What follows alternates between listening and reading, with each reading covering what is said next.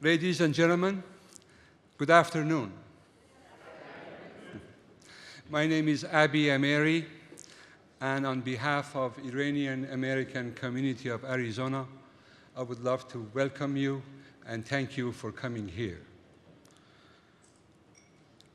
At the outset, allow me to express our community heartfelt sympathies to Kayla Mueller, family and friends.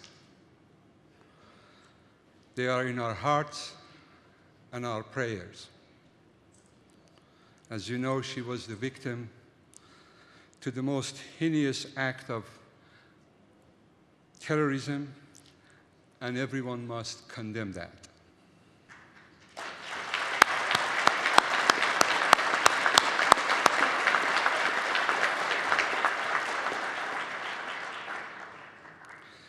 It is quite fitting for our conference today to address the source and the root cause of the dangerous phenomena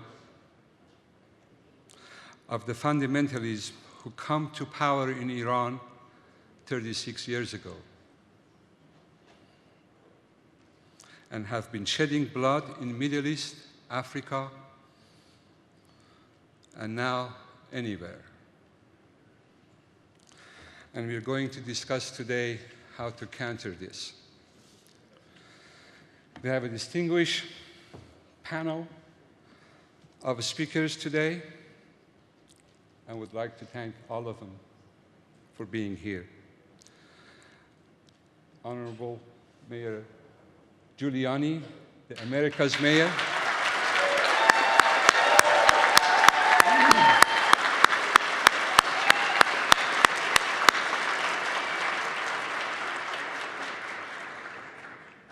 The 14th Chairman of Joint Chief of Staff, General Shelton.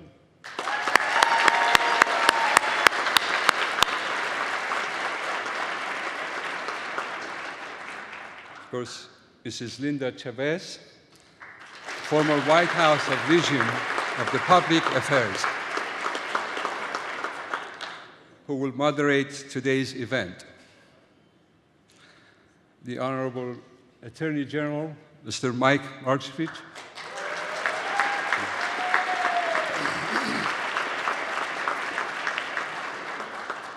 So thank you for coming here, even though you had very difficulties to come due to your fractured bone, but a special effort was made by you. We thank you very much.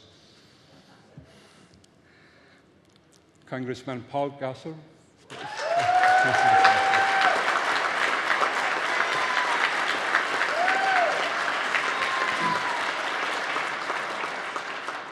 Representative David Livingston, Majority Leader. And of course, Senator Adam Dritz.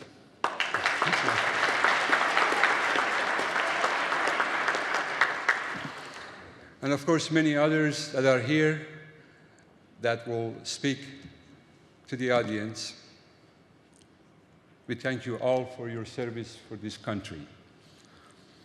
Iranian American of the great state of Arizona are proud to contribute to the cultural, professional, and academic diversity of this state.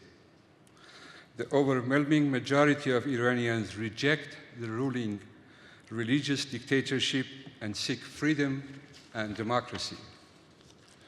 Again, thank you for being here. And before I pass on the microphone to the moderator today, Ms. Linda Chavez, I'd like to ask the Vice Mayor of Phoenix, Mr. Jim Waring, to please provide your opening remark. Thank you. Good morning. Thanks. We were missing you. Oh, okay, thank you. Well, thank you very much and welcome. On behalf of the mayor, the city council, and the citizens of Phoenix, we are thrilled that you're all here for such an important conference. And to call this panel distinguished is probably a large understatement, but I think it speaks for itself that this august body would come together to discuss such a pressing topic today. 120,000 Iranian citizens have been killed as part of the loyal opposition, and that's a tragedy that knows no bounds. think of what a nuclear-armed Iran could do, and think about Kayla Mueller. That shows that we are not immune to such tragedies here in Arizona or in the United States. So we welcome you here. We're grateful that you're here expressing an interest in such an important and pressing topic. And we're just grateful to have your support. And hopefully we can unify to bring about change in Iran. And now I'm going to turn it over to, I believe, Linda Chavez, the moderator. Linda?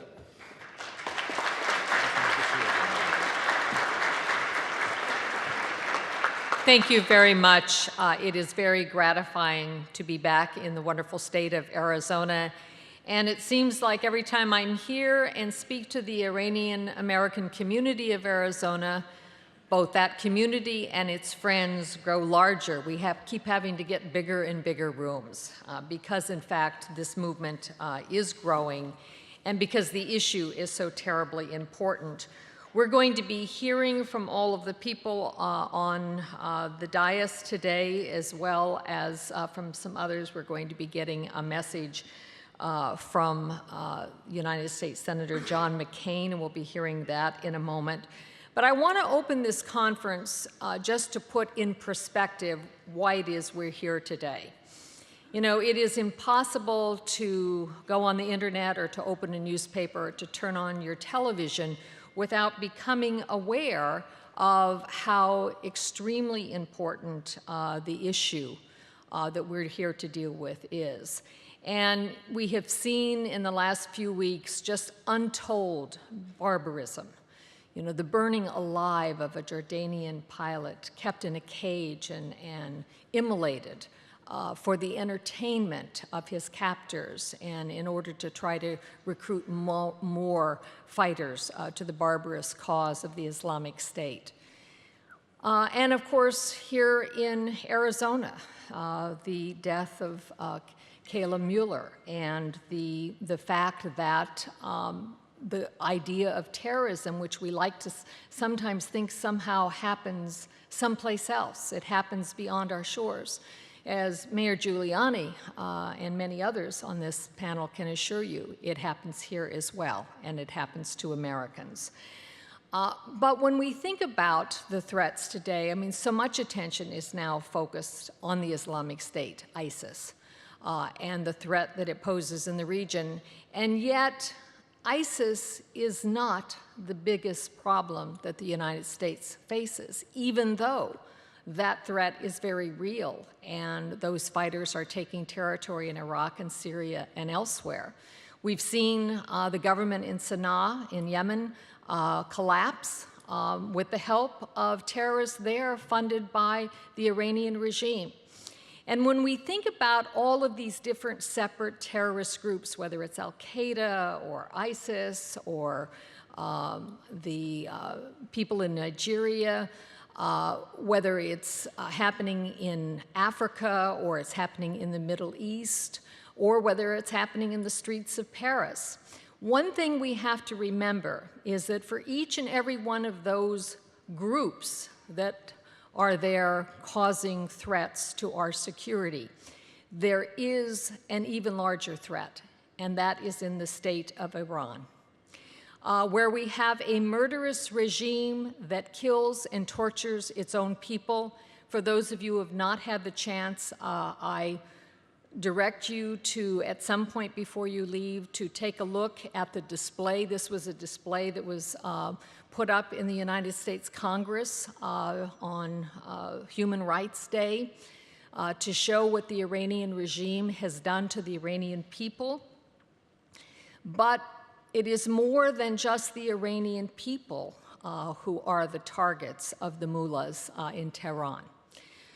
And in fact, the biggest threat that we face is the possibility that that regime is very close to being able to produce nuclear weapons.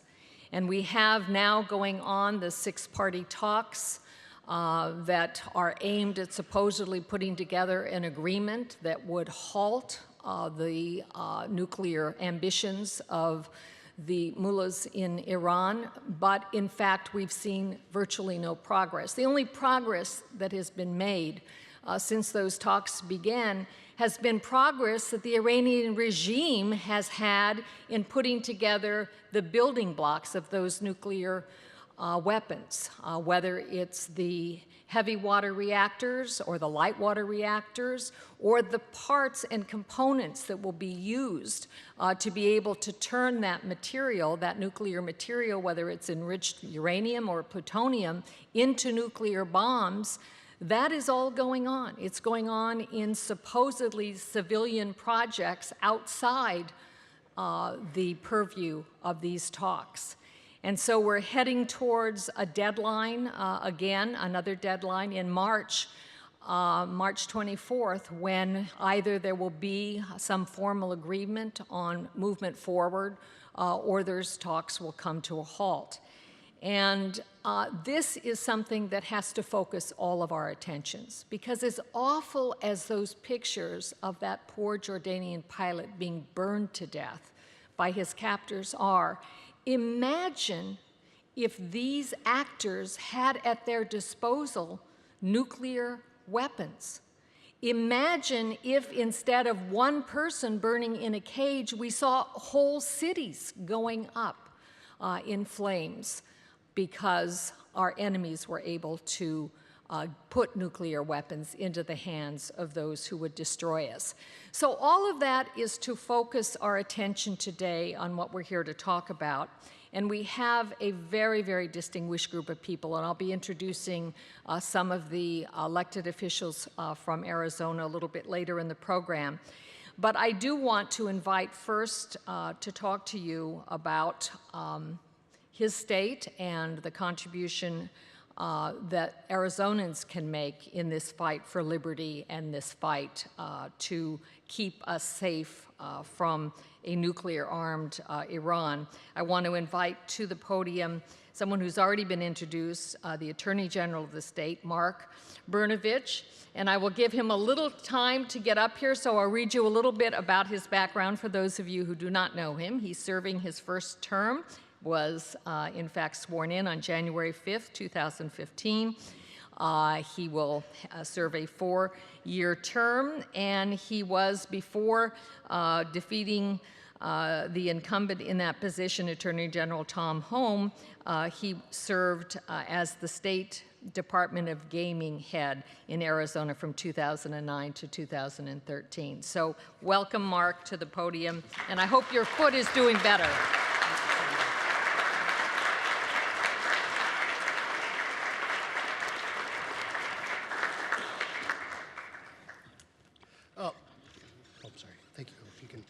Thank you all very, very much for being here today. And let me also thank all of you that are watching or listening in other parts of the world, other parts of the United States today. It is truly an honor and a privilege for me to be here today, to have an opportunity to make some brief remarks about such an important topic that really concerns all of us, not only in this room, but in our state, in our country, and all over the world today.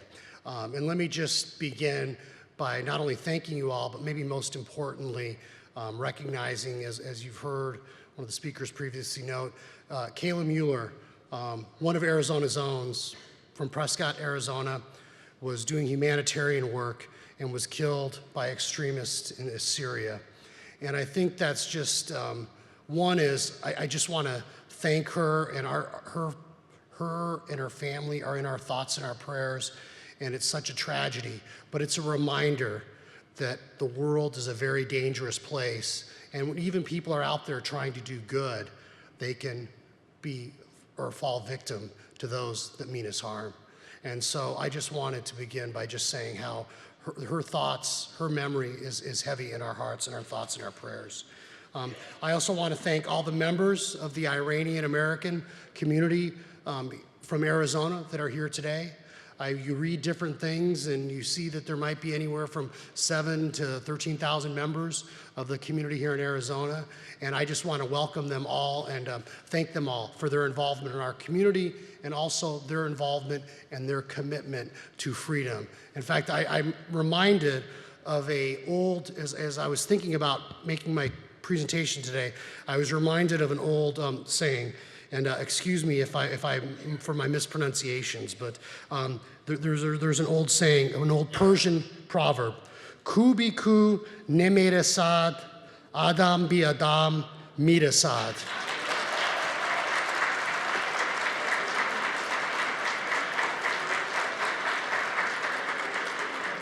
I assure you that my Serbo-Croatian and Russian accent is better, but hopefully I think that some of you understood what I meant, that a mountain never meets a mountain, but a person, a man, can meet a man.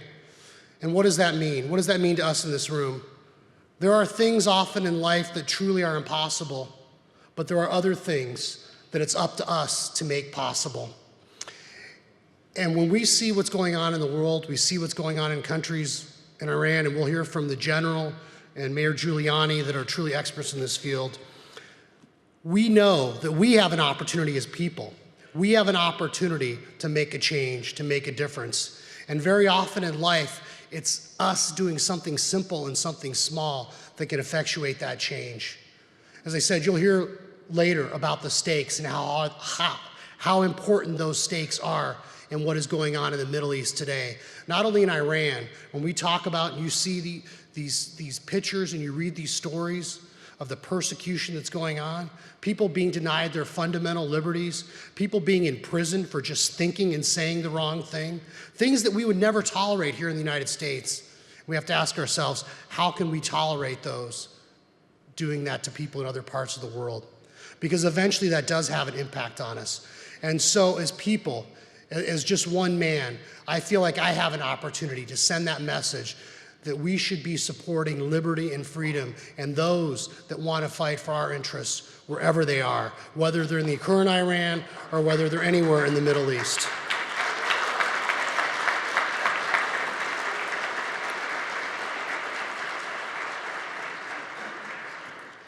As someone that came from immigrants, I appreciate that many folks in this room have come from another country, the country of Iran.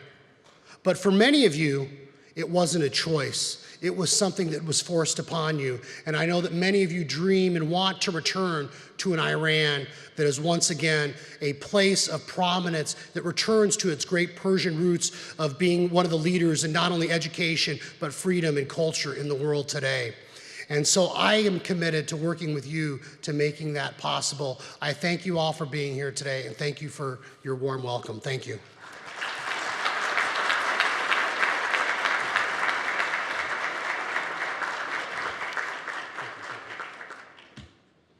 Thank you very much, Mr. Attorney General. In order to start this off and to put in perspective some of what we are going to hear, I think it's important to get a little bit about the history of the Iranian regime and also a history of the resistance movement that has opposed that regime. So we're going to have a short video which we'll play now, and then we'll hear from our speakers.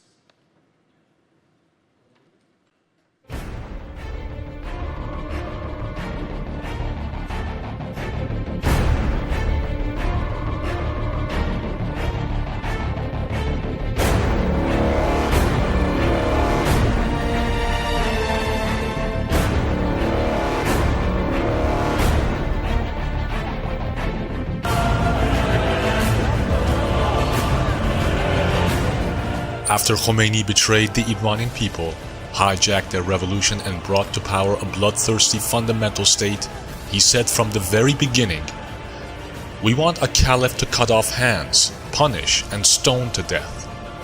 Some people are never corrected unless they are amputated and burned.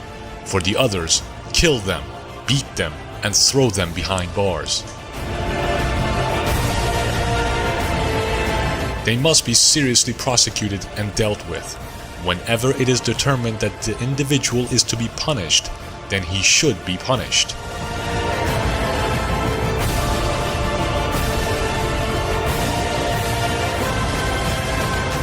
The report card of this fundamentalist regime is full of blood, and measures such as amputations, rape in torture chambers, hangings and firing squads, executions on the spot, floggings, gouging out eyes, and other shocking rulings such as throwing people off cliffs and stonings were all carried out across the country under Khomeini fatwas.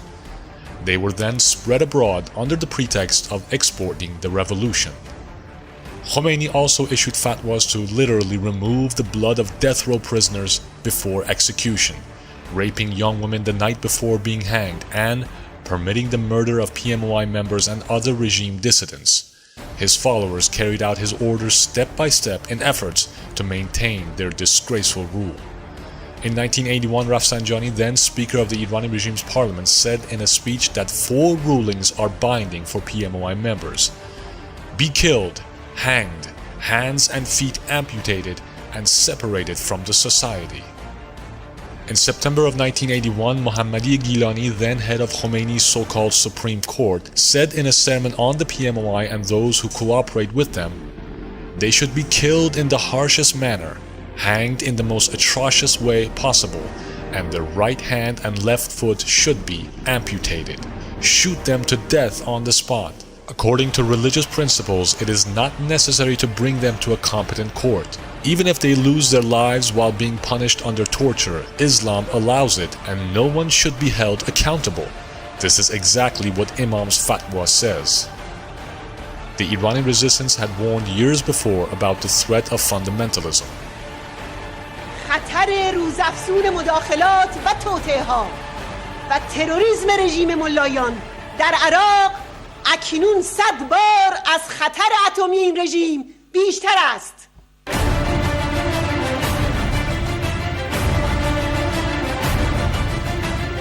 There's an alternative in Iran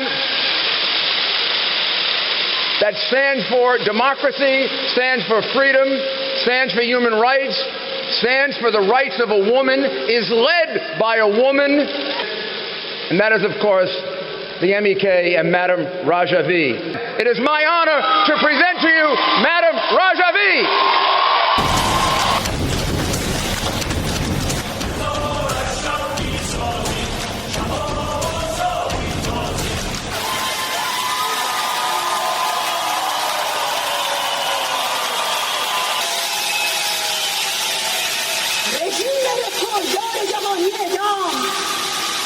رژیم رکورددار جهانی اعدام و بانکدار مرکزی تروریسم باید سرنگون شود. این حکم تاریخ است. این حکم تاریخ است. این حکم 120,000 شهید و راه آزادی است و این فریاد اجتماع بزرگ امروز ماست که فاشیسم دینی باید سرنگون شود.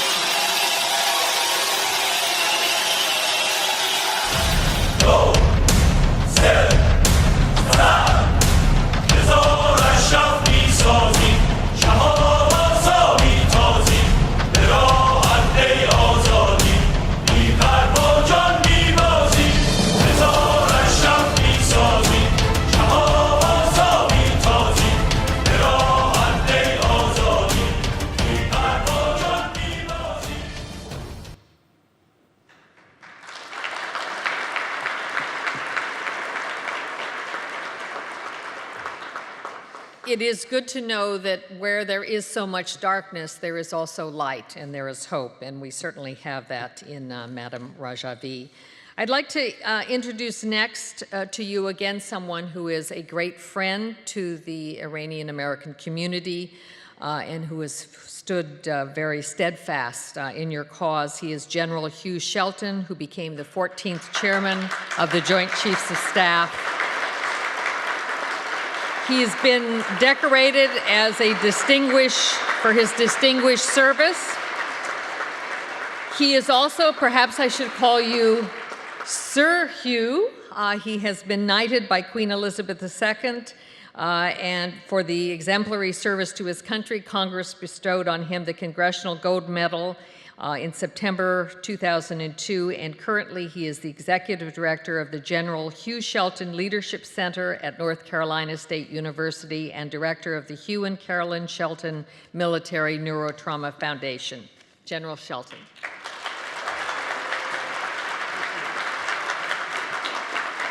Thank you. Thank you.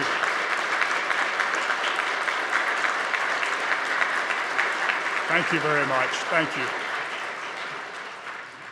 Well, thank you very much, Linda, for your very kind remarks, and thanks to each of you for that very warm welcome. It is really great to be with you here in Phoenix, and let me say right from the outset how much I appreciate and thank the Iranian American community of Arizona for organizing this very timely conference.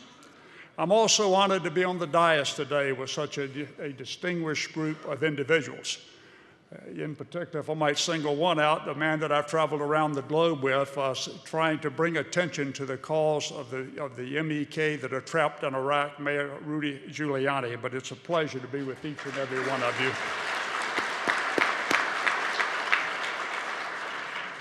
And to our very good friends and close friends in Camp Liberty, Salam Alaikum.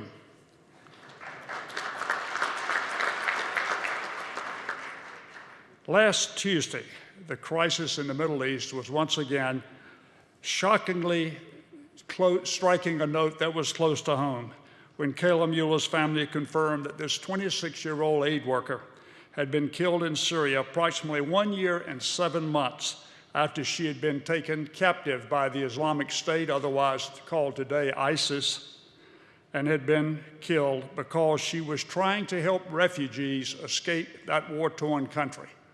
An individual trying to make the world a better place, viciously executed. First of all, I would say, as the Attorney General has said, my heart goes out to her family and friends, and really to all of you in the larger family here in the great state of Arizona. Sadly, she is not the first American civilian to be killed while in the clutches of this brutal terrorist group. And I fear, and I'm not a Republican or Democrat, I'm an independent, and I believe in supporting whoever and whatever is best for this great nation as I see it. But I fear, as long as the Obama administration's current weak-will policy persists, that she is not going to be the last.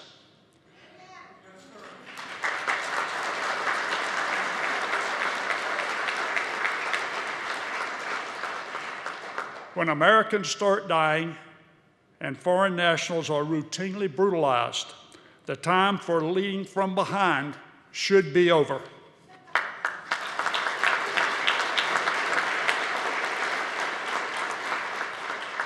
Now, no one, not anyone in this room, I'm sure, at least of all myself, wants to see the U.S. mired in another Middle Eastern war. I mean, after 10 years so far in Afghanistan, and actually 12 years now, and 10 years in Iraq before we pulled out, or cut and ran, as I usually say.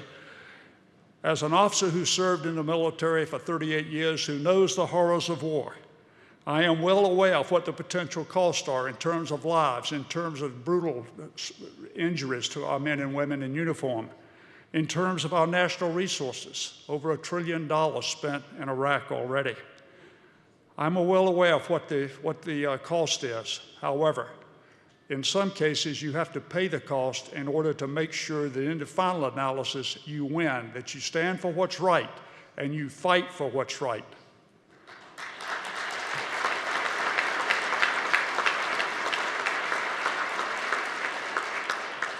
Now, I'm not advocating for more boots on the ground today. At least someone mistake what I said for saying, let's run out and put in 500,000 and make short work of it.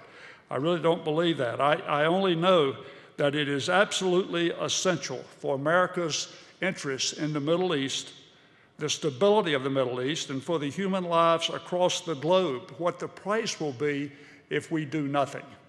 And unfortunately, that's about all that we have done so far that means anything is nothing. Our strategy, which spells out the force levels and spells out concerns about the time, is a recipe for disaster and for losing if there's ever been one. You don't reveal your strategy to the enemy, and certainly you don't tell them what your force levels are going to be, and you don't tell them what the time constraints that you're working under is.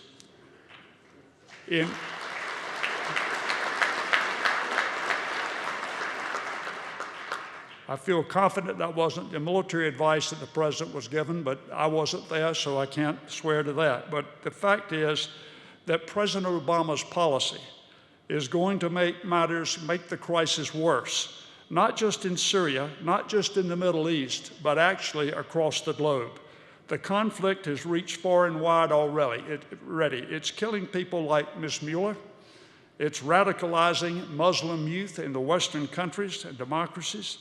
And it's leading to incidents like we saw in the newspaper facility or in the offices of Charlie Hebdo in Paris. The U.S. has not done enough to halt this proliferation of violence in any way, shape, or form. And in essence, what we have done thus far, we have failed to confront ISIS directly, and instead we've adopted a policy of cooperating with the Islamic Republic of Iran, thereby, in essence, legitimizing the extremism and providing ISIS and other Sunni terrorists with a healthy source of recruitment and motivation. And that is tragic.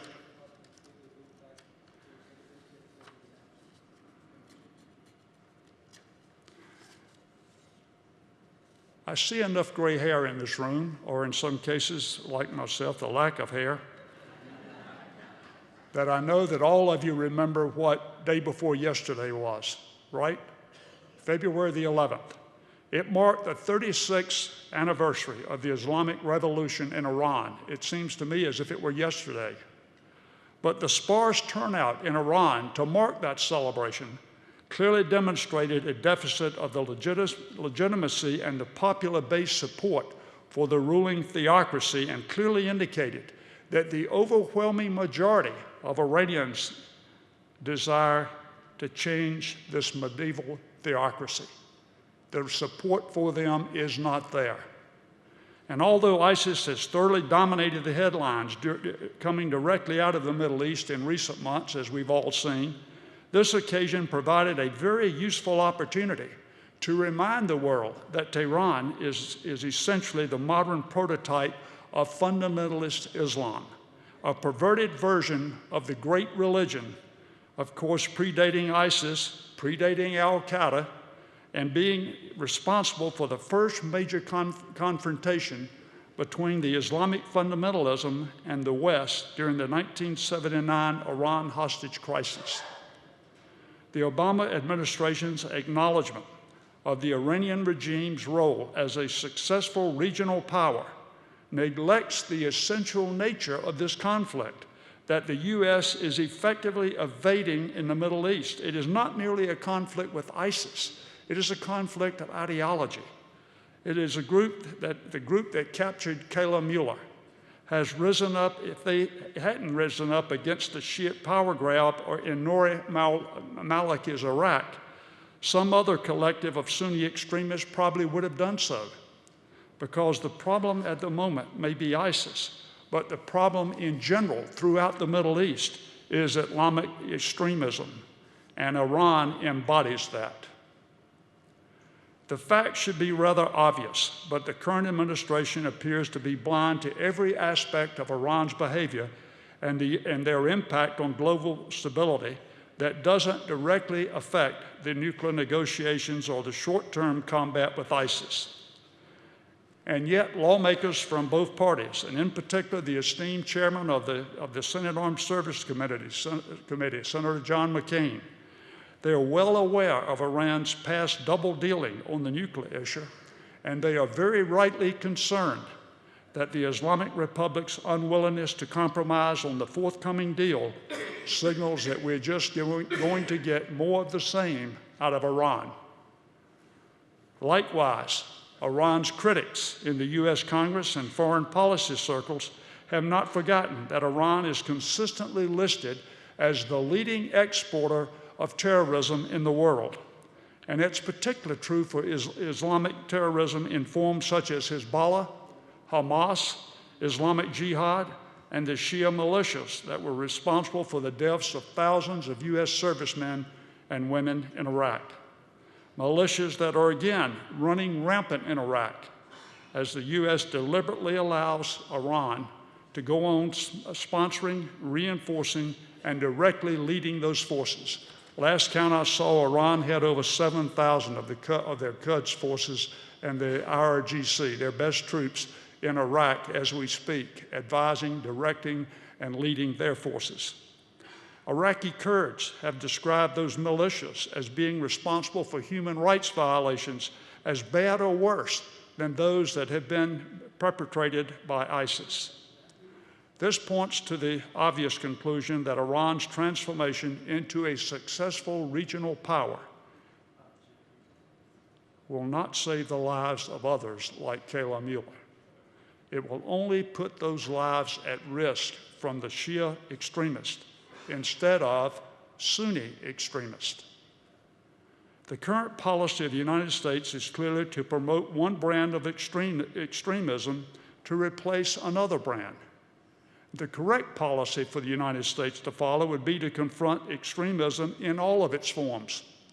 Some may feel anxious that this would seem like that I was advocating for an endless war in the Middle East on multiple fronts.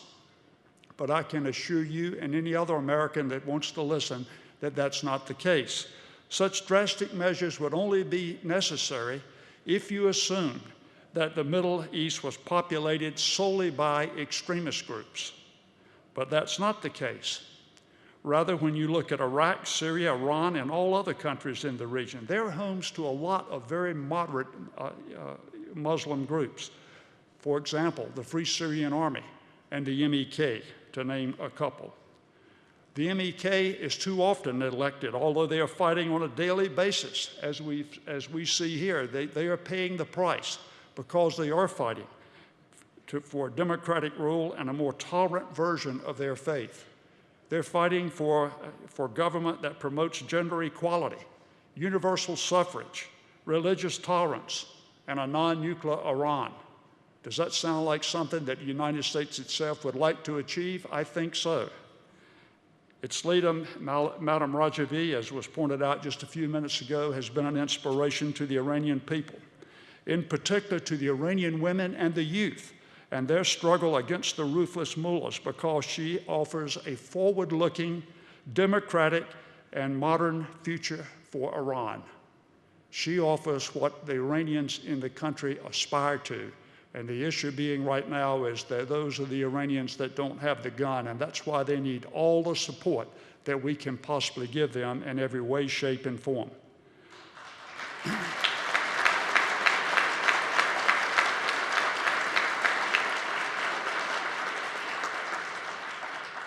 And yet, sadly, our policy has been to ignore these moderate forces.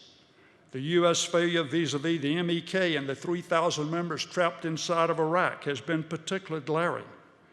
You know, our military, and we feel particularly bad about it, those of us that have worn the uniform of our nation, and our government, specifically our State Department, gave a written guarantee to protect every one of those citizens, every MEK citizen that's still trapped in Iraq. Yet since we handed over their protection to the Iraqi government, more than 100 have been brutally murdered. And I mean murdered by having their hands tied behind their back and shot in the back of the head or shot through the face. It was done by Shia militia acting on behest of Iran.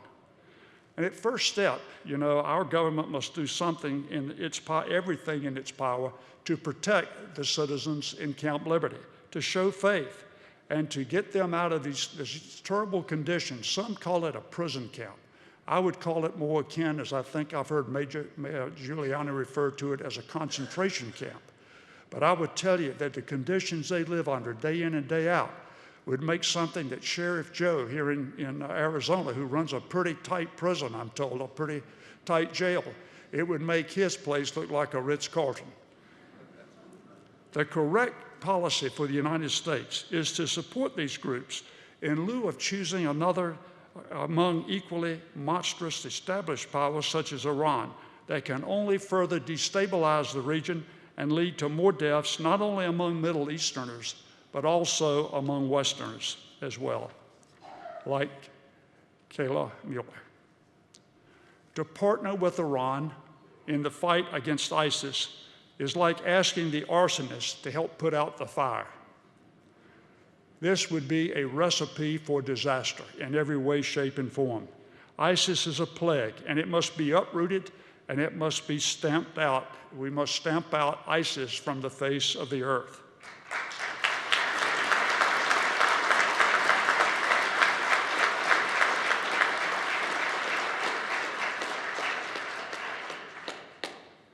But to do so, we must eliminate the root cause of fundamentalist Islam, namely the regime in Tehran, which has acted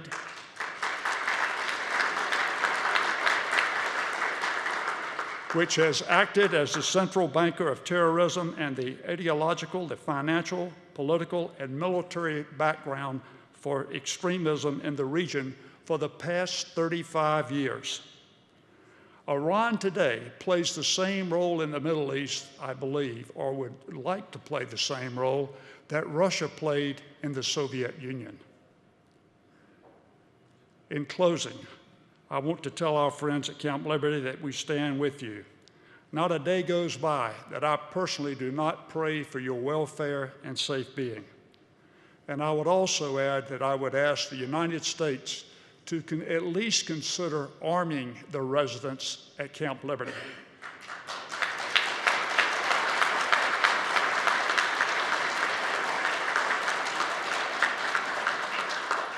In America, we have a thing called the Second Amendment, and it is something that is guaranteed to our citizens.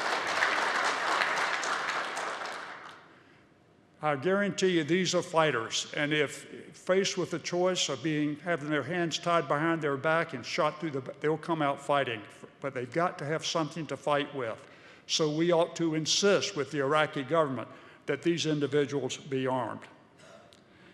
They are making daily sacrifices, enormous sacrifices, and basically to make sure that they can fight to see Iran, one of these days, torn from the clutches of the mullahs. And I hope that we all can join together, along with the residents of Camp Liberty, in a free and democratic Iran.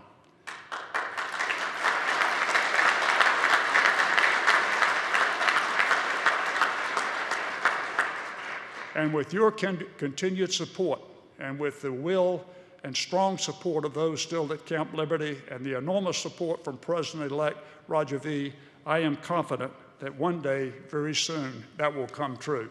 Thank you, and may God bless. Thank you.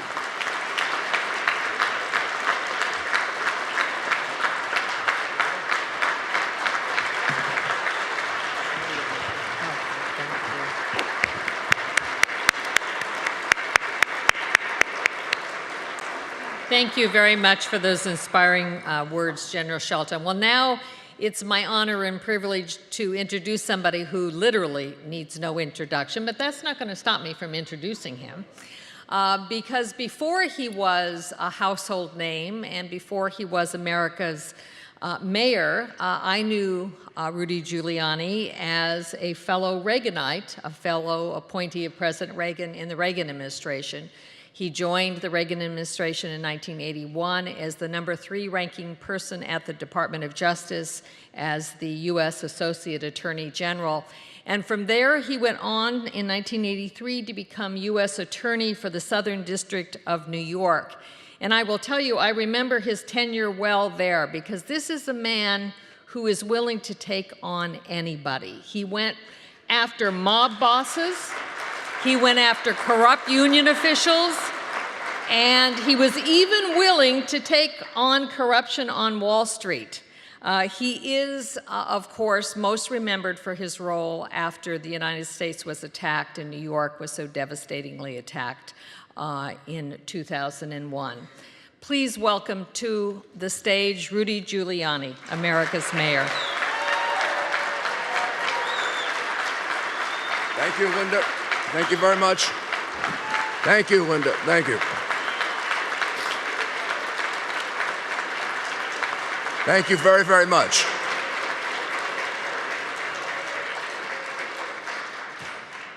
Thank you very much, and thank you so much for coming. And as Linda said, it is very encouraging to see that we have so many more people here than we did. I think it was just a little over a year ago when we were here, which means that what we're trying to present, what we're trying to get the American people to understand, what we're trying to get the people of Arizona to understand is happening.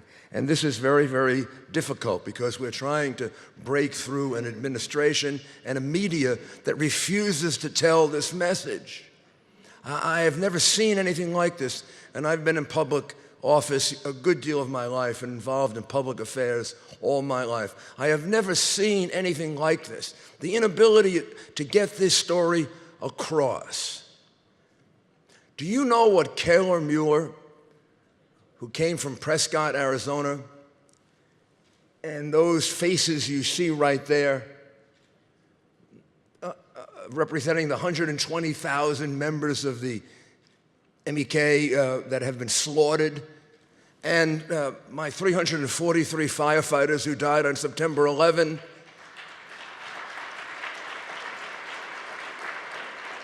and my 2,700 citizens, innocent people who died on September 11, and the soldiers at Fort Hood who died with a man yelling, Allah Akbar,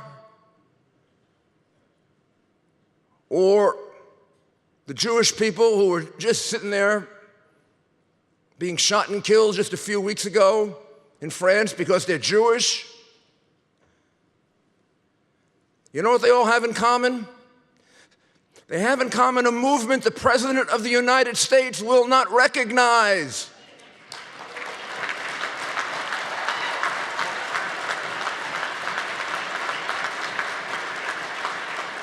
They have been murdered, they have been slaughtered, they have been raped, they have been tortured, they have been beheaded, they have been burned by a movement that the President of the United States will not recognize. What is wrong with him?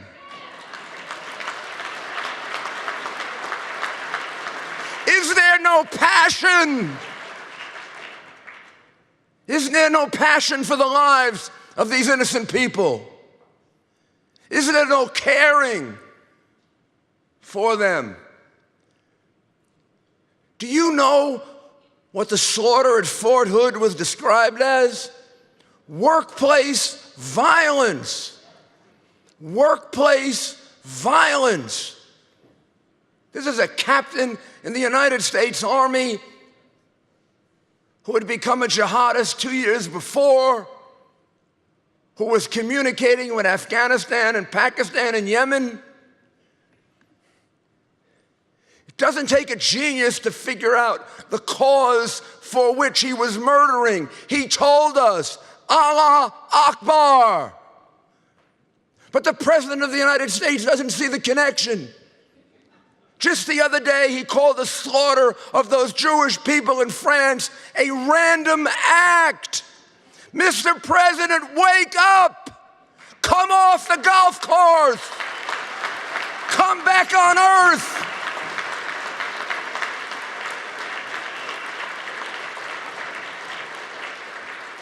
These people have all been murdered by a movement. I agree. It's diverse. I agree it has many forms. Al-Qaeda, ISIS, Al-Qaeda in Yemen. Self-generated jihadists like the Boston Marathon killers. But it's connected. It's connected by two things. It's connected by a common ideology, which is the misuse of the Islamic religion for the purpose of defending the slaughter and desecration of human beings. And it's united by one other thing: money and support from the regime of Iran. Those are the two things that connect it. And our president is sitting down and negotiating with the regime of Iran. Iran has probably been responsible for more American deaths than any singular terrorist group. It is undisputably the largest supporter of terrorism in the world. It just, once again, we found out was responsible for the murder of all of those Jewish people in Argentina back in 1994. We will never forget the American hostages that were held by the Iranians. It seems to me President Obama has forgotten it. I haven't forgotten it. I remember every day of it.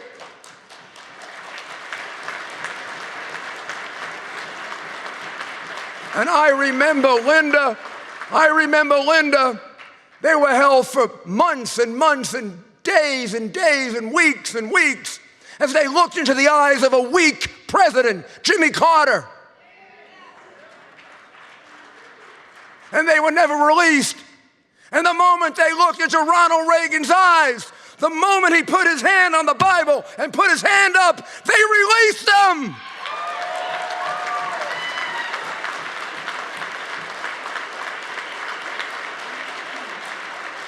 Well, once again, they are looking into weak eyes, the eyes of our president,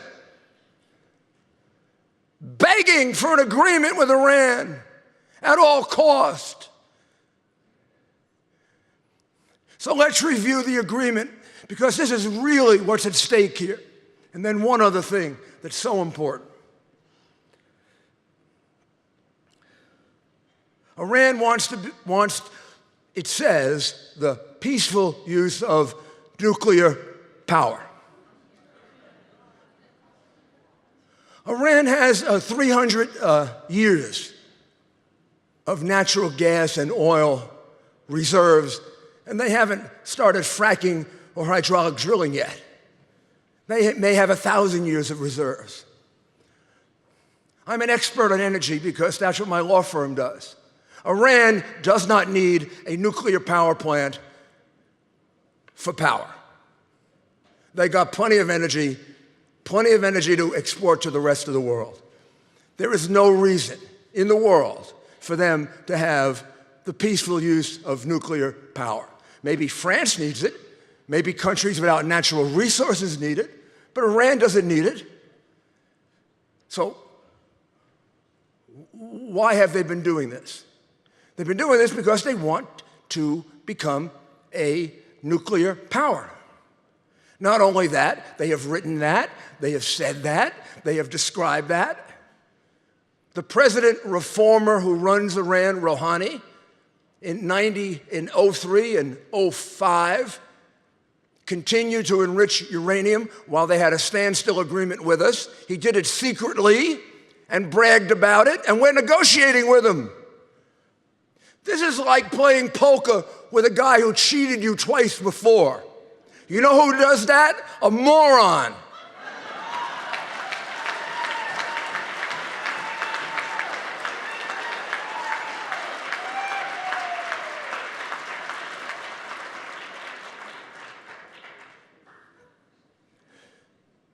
An agreement with Iran with regard to nuclear power should be very simple. Iran should not be allowed to have any form of nuclear power.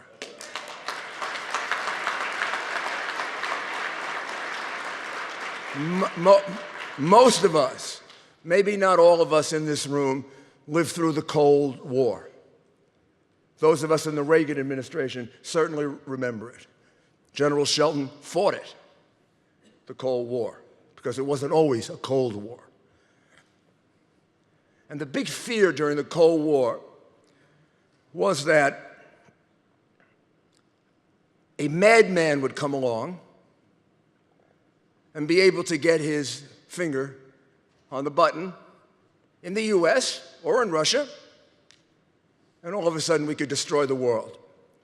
We saw movies about that, we saw Broadway plays about that, we saw comedies about that, and we read books about that. And we were afraid of that. And it never happened, thank God. These people in Iran, the Ayatollah and the mullahs, have already told us they are insane. They have already described to us in words and deeds the actions of insane people. I didn't say irrational, I said insane. I believe the Ayatollah is truly insane. He lives in a different world than the real world in which we live, which is probably the best definition of insanity you can have. He's like the guy walking around Bellevue Hospital thinking he's George Washington. He's a madman. He's announced that he wants to destroy the state of Israel. And we are upset that Prime Minister Netanyahu wants to come here and defend his country when someone who is a few hundred miles away wants nuclear weapons and has threatened to destroy his country of 6 or 7 million people? It's smaller than New York City. Believe me, when I was mayor of New York, if someone threatened to destroy New York City, I would go anywhere, any place, anytime, and I wouldn't give a damn what the President of the United States thought, to defend my country. That is a patriot. That's a man who loves his people. That's a man who protects his people. That's a man who fights for his people, unlike our president. 12 red lines to Saudi Arabia. 12 red lines, they all turned pink. And the last one turned yellow.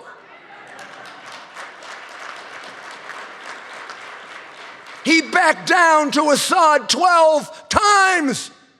You don't think that had a connection to what Putin did in Crimea?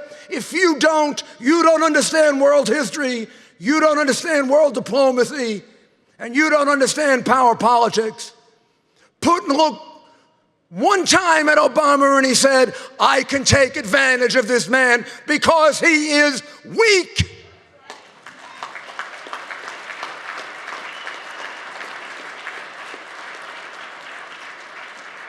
So we are here to appeal to you. We know your senators, particularly Senator McCain, understands this as well or better than I do. President of the United States should not be allowed to reach an agreement with Iran without presenting it to the United States Congress.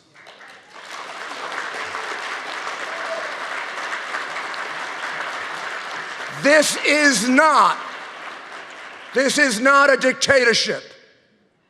This is not a country run by one man. This is not a country run by one branch of the government. The Congress of the United States speaks for the people of the United States. This agreement is too important to be imposed on us the way President Obama has ignored the laws in so many other ways and gotten away with it because he has a press who defends him no matter what he does.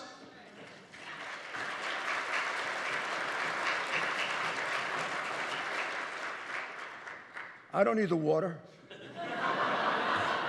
A little scotch wouldn't be bad.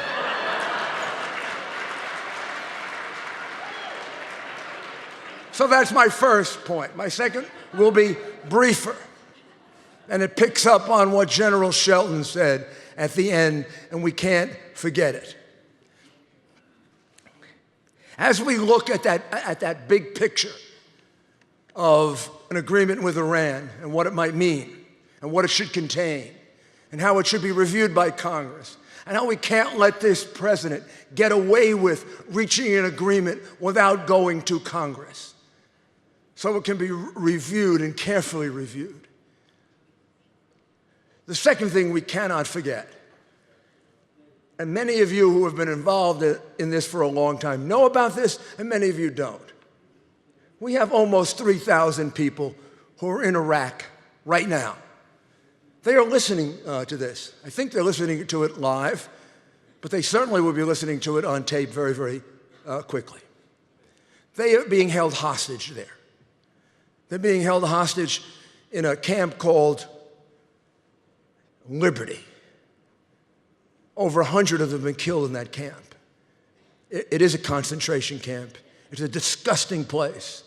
And it's a killing field where the Iraqis or the Iranians working with the Iraqis will come in and shoot some of them. Now, you say, well, my goodness, this is going on all over the world, and there are many situations like the one I've just described, of people who are being tortured and people who are being treated horribly. And because, again, I believe our president doesn't see this. We live in a cruel and we live in a mean world to some extent. They're not all like us. The president doesn't seem to understand that. Some of them don't want to negotiate. Some of them just want to murder and kill and maim. But there's something different about these 3,000 people. Each one of them has a piece of paper signed by a member of the American military at a high level, giving them the protection of the Geneva Convention and the United States. They did that in 2003 when they laid down their arms to protect themselves so that they would be protected by the United States military. To me, and I know to your senator, because he and I have talked about this, Senator McCain, this is a solemn pledge. Not of one general or colonel, not of one president or the other, but of the United States of America. Each one of these people is in possession of such a piece of paper, and we have dishonored it. We've left him there. The State Department under Hillary Clinton and now John Kerry puts every obstacle in the way of their either coming to the United States or getting to other countries. We've gotten some out. If this were an administration of dignity and honor, if this was an administration and a president who truly understood what it meant to be an honorable man and an honorable president, that piece of paper would be vindicated. That piece of paper would be honored. Instead, it is being ignored because he is so stupidly trying to reach an agreement with Iran. He wants nothing to stand in the way of it. So far, 100 people at least have been killed because of that stupidity. All the President of the United States has to do is send 5 or 6, or the general could probably figure it out better, 7 airplanes to Baghdad with appropriate troops, say, get the hell out of the way, and take all those people, put them on a plane, and bring them to Arizona, New York, California, New Mexico, or they could fill half an apartment building in New York. I mean, this is a minuscule number of people. This is not a big thing to do. And we're leaving them there to get killed and to be sitting ducks. And it's because the president is so desperate to make an agreement that finally is against our interests in any way. And if we are not going to live up to our word of protecting them by taking them out of there because we granted them asylum status, if we're not going to do that, then let's give them the arms to defend themselves.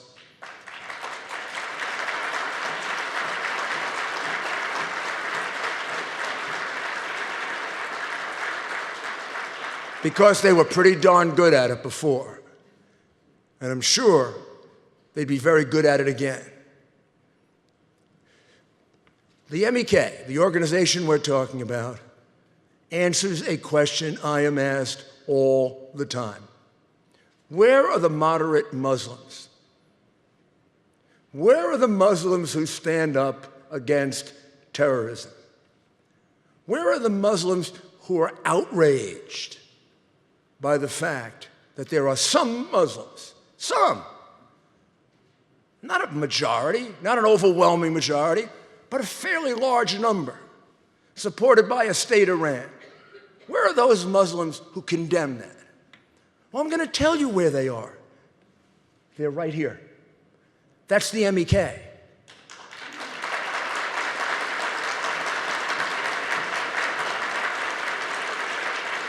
Organization, the interim president of that organization is a woman.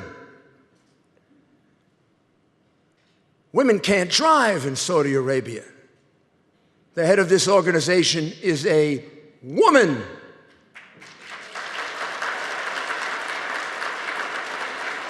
You saw those pictures of those gatherings. I believe it was in Paris. 100,000 people showed up in Paris. This is not a small organization.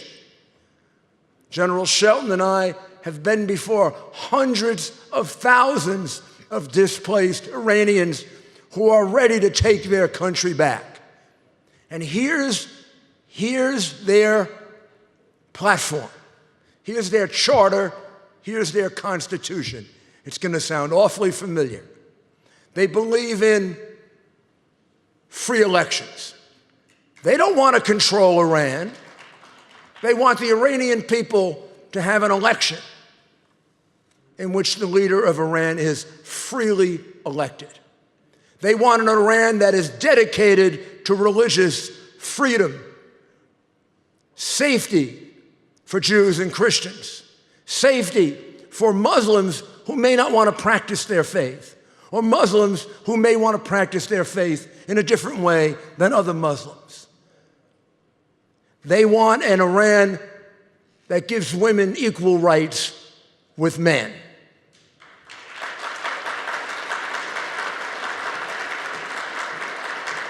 They want an Iran that's built on the rule of law, and they want an Iran that is a non-nuclear Iran. That's the alternative. That's the alternative to the Islamic fundamentalist extremists. President Obama should embrace them. President Obama should save them. He should embrace them.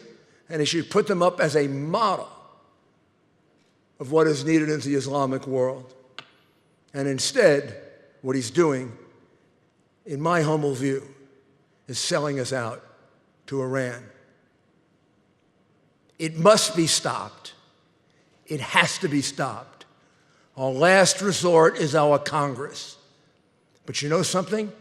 Our Congress is always our last resort, because it is our Congress that represents our people. And I implore our Congress to stop this weak president for doing things that will be so difficult to reverse that even if the next president were a Ronald Reagan, it might be difficult to reverse. After all, we are never going to bring Kayla Mueller back to life. And we are never going to bring those people there back to life. And I am never going to have my 10 close friends that I lost on September 11, who were killed by Islamic extremist terrorists. I'm never going to have them ever again. And I'm never going to have my 343 firefighters. Never going to have them ever again. We can't bring them back, but we can make sure there aren't more of them. This president isn't doing it. This president is moving us in a much worse and really frightening direction.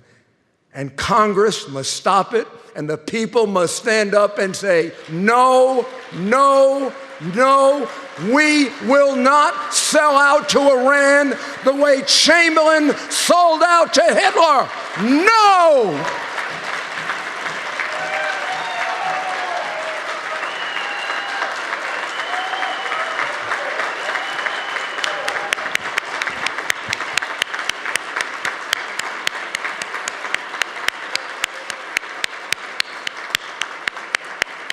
Thank you very much. Thank you very much. You know, as I listened to Mayor Giuliani talk, and he talked about how Congress must be listened to, we're here in Arizona, which is a very heavily Republican state. I say that as someone who is a Republican herself. But I think it's very important to recognize that this movement, this pushback against what the president is trying to do with Iran, has bipartisan support in the United States Congress. And I think we need to thank those Democrats who have been willing to stand up to the leader of their party, people like Bob Menendez, who is the ranking member on foreign relations. He and Senator Paul Kirk have introduced legislation which would, in fact, enforce Congress being able to have a say in those Iranian negotiations. And interestingly, if you count the number of Democrats as well as Republican co-sponsors of legislation to give that voice, they're only one short of being veto-proof. So this is important for you to know. It is important for all Americans to know, because these are not people in Washington who can do their own will. They represent us. And so it is up to us to make sure that they know that we want to say no to a nuclear-armed Iran, and we expect our elected leaders to stand up for that.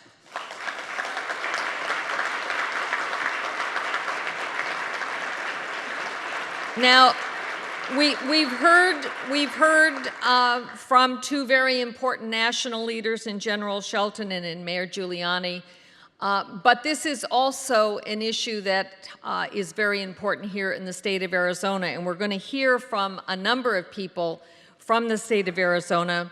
But first and foremost, I think it's important to hear a very powerful voice. I think really the most powerful voice in the United States Senate when it comes to foreign affairs and foreign relations. And that is the chairman of the Armed Services Committee, Senator John McCain, who would very much have liked to have been here today, but he was not able to make it back in time to be here in person. But he has sent a videotaped message, and we're going to listen to that now. Hi, I'm John McCain. I wish I could be with the great Iranian-American community of Arizona as you discuss some of the most pressing challenges around the globe today, and hear from exceptional leaders such as General Hugh Shelton, Linda Chavez, and my dear friend Mayor Rudy Giuliani. Indeed, we are facing a diverse and complex range of security challenges around the world. Iran is on the march in Syria, Iraq, Yemen, and elsewhere across the Middle East. ISIS continues to expand its influence and control of territory, and Islamic extremists are launching a new wave of attacks against Western ideals of freedom and democracy.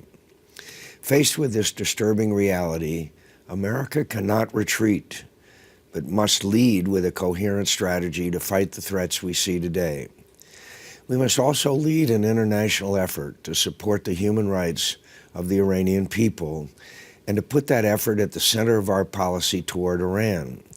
It has never been more important to stand up for the universal values we hold dear and champion the cause of all who seek to secure those values for themselves. Again, I thank you for leading these very important discussions, and I look forward to seeing you all again very soon in the great state of Arizona. Thank you.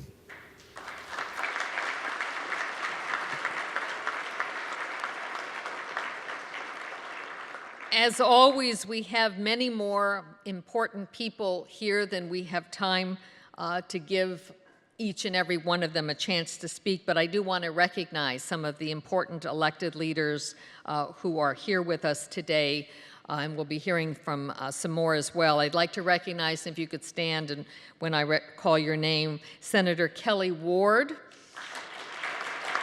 also Senator John Kavanaugh, Representative Jay Lawrence, Representative Doug Coleman, and Representative Mark Fitcham, and also the mayor of Scottsdale, Arizona, who is also with us today as well, Jim Lane. So I want to thank all of you for being here, and if there's anybody who didn't get recognized, my apologies. I can't see out there because the lights are very bright up here, so Senator Pierce, thank you so much. Thank you. Very good. Thank you so much, and thank you for that.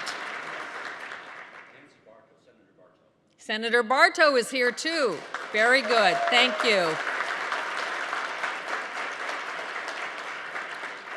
It's really quite impressive. I mean, there is such a wonderful showing, not just of the Iranian American community here in Arizona, but also those supporters, but most importantly, those of you who are elected representatives. We thank you so much for being with us. Well, we've heard from United States Senator John McCain. I'd like to now introduce United States Congressman Paul Gosar. He is from Prescott, Arizona. He represents Arizona's 4th Congressional District, and he is also a healthcare provider. He is on the House Government Reform Committee and also the Natural Resources Committee. Welcome, Paul Gosar.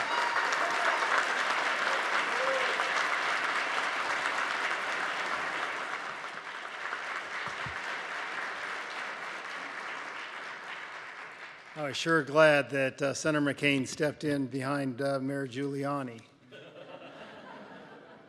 You can't do better up after that. I'm going to keep my remarks very concise because I think we've heard the points. But what I'm going to talk about today is an action plan.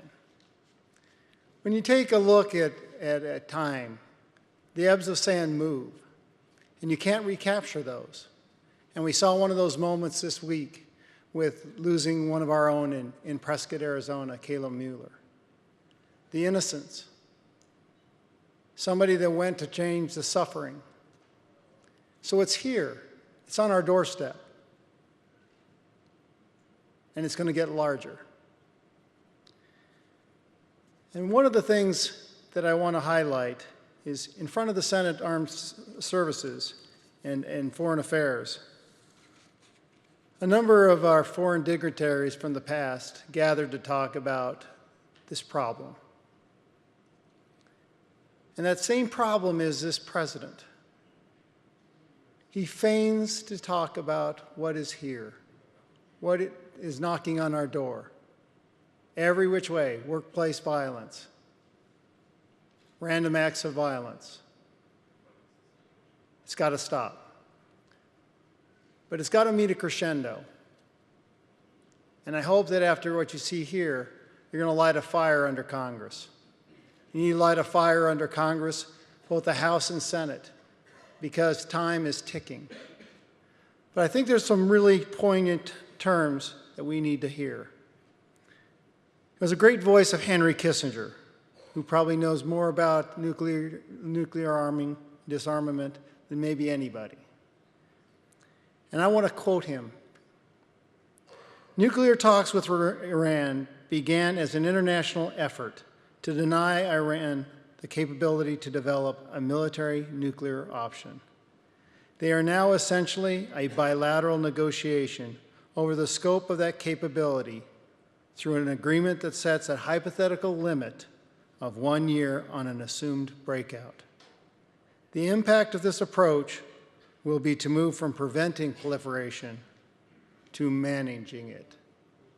Let me repeat. The impact of this approach will be to move from preventing proliferation to managing it. How do you do that? Iran has been a consummate poker player with America. Got to stand for something or fall for everything. That's all we do. And we have a president that's just begging to give everything away just to get a deal. And that's his Secretary of State, too.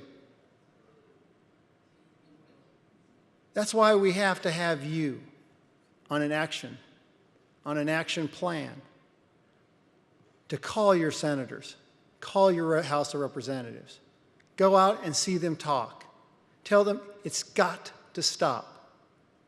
Any deal has got to have oversight by Congress. It has to be torn apart.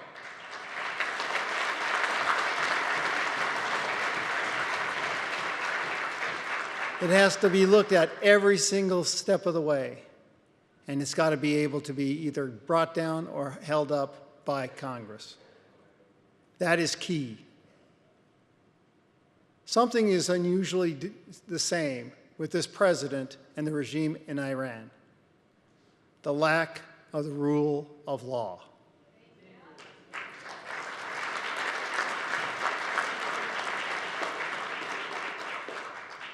I wish I had a better scenario with this president, but think about it.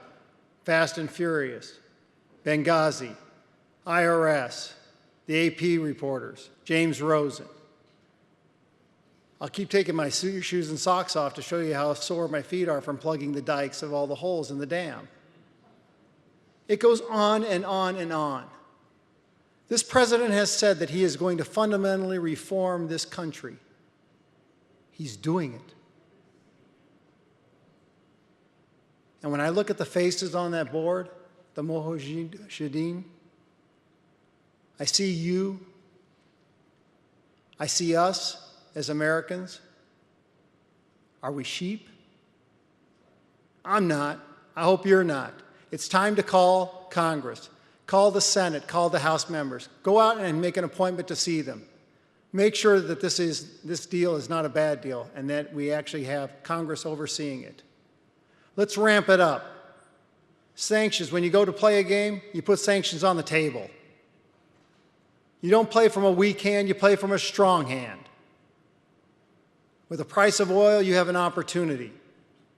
Strategy. The general knows all about strategy. It's an opportunity. And so I'll end by summing it up. On one side in the Iranian Empire, we have a non-compliant, evasive, manipulative regime that has followed neither nor accord inspections. The rule of law has evaded us every step of the way. On the American side, we have an administration that doesn't fully recognize nor properly identify what we face today in the real threat. He prefers a pen and a telephone over enforcing the rule of law and removes sanctions from the bargaining table. We must continue to demand accountability from our leaders. But make no mistake, time is not our friend in this issue. And so we sit at that razor's edge. Thank you.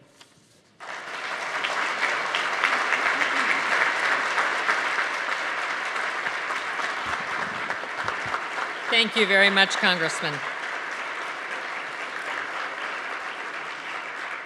I'd like to introduce someone again who's very familiar to this audience. He is the senator who represents District 28 from the state of Arizona. He is an attorney. He started his career as an attorney in the Maricopa County Attorney's Office and has practiced as an attorney all of this life.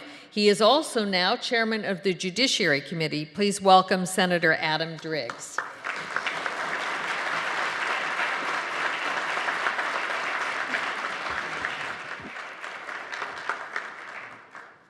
Thank you. It's great to be here with you today, and I'm so glad that each of you took the time out of your day and schedule to support this great cause.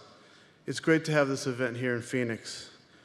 We're discussing troubling events that have occurred in the past and are occurring today, half a world away from us.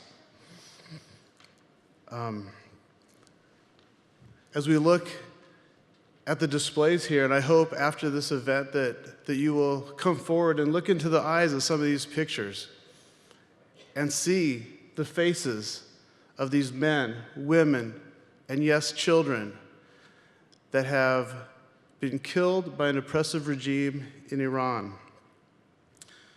Well, many of us gathered here today personally know people who have been directly affected by Iran's regime. Many in this room don't have any personal contact, but you're concerned about the evil and the egregious acts that have taken place in that region, and also because you're concerned for the many innocent lives that have been impacted by those actions.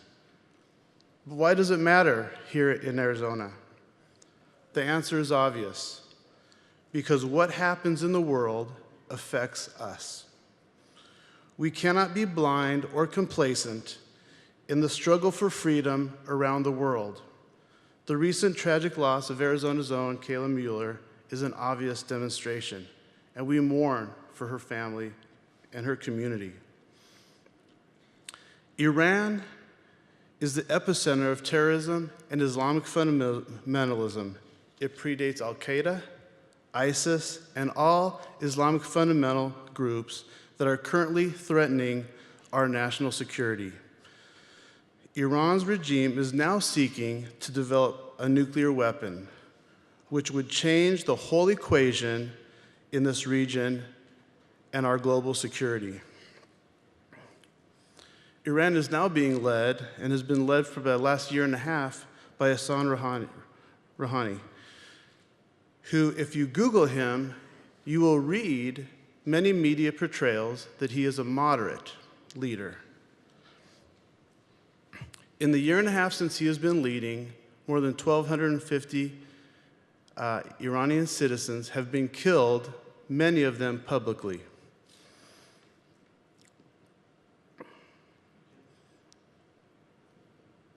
We need to expand our knowledge and our vision so that we could properly engage in not only the problems in Iran and the Middle East, but the solutions. The enemy is Islamic fundamentalism. It is not the people in Iran. I personally have friends in Iran today who want nothing more than freedom. We are here with a group, and this group is being led, and they represent democracy, hope, freedom, a pluralistic government, freedom of religion, freedom of expression, dignity and respect for women, and for freedom for all the people of Iran. Many in the United States don't even know about this group because our attention has been captured by the horrendous things that we see on TV with the Islamic Fundamentalist. We also are greatly concerned for the threat that a nuclear Iran possesses for all of us. We are concerned because the Obama administration has failed to lead in this area. So what can we do? This is not the job for one person, but the large group of people, all of you included, who have gathered today, make a difference because we are generating the media attention that has failed to cover these things. We are educating the world about these issues across Arizona, across the United States, and across the world. This event will be seen across the globe, and people are watching. They will see that there is an organized movement to replace a religious theocracy in Iran with a government that is freely elected, a government that guarantees basic human rights to her people, and I believe a government that would be a catalyst for change in the entire region. I've been privileged to meet many Iranians who have fled their homeland to come to the United States in search of freedom. May we use our freedom to help them find freedom at home. Thank you.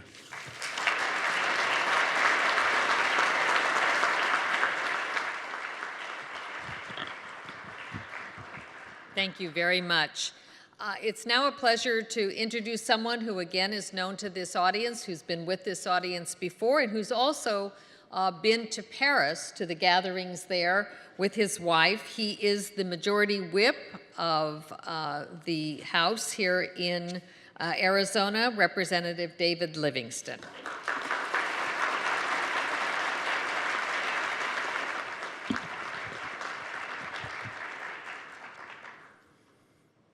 Hello, my Iranian and American friends.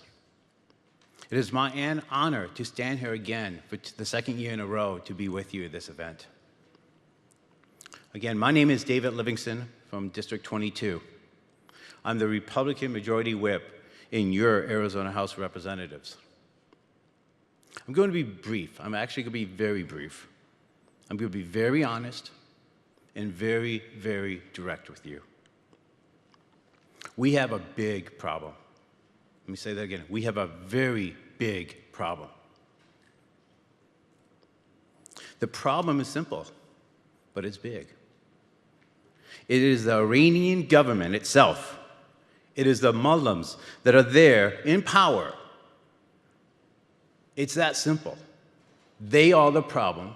We need to admit it, and we need to fix it. That's a problem, and that's the solution. We must support MEK.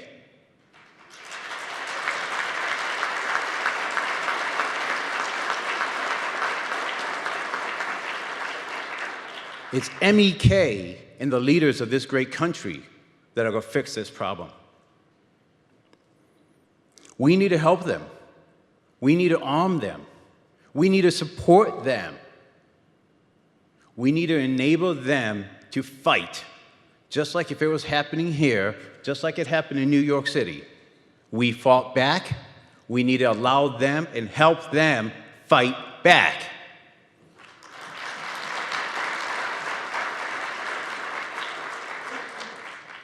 Together, as Americans, as Iranians, we must unite.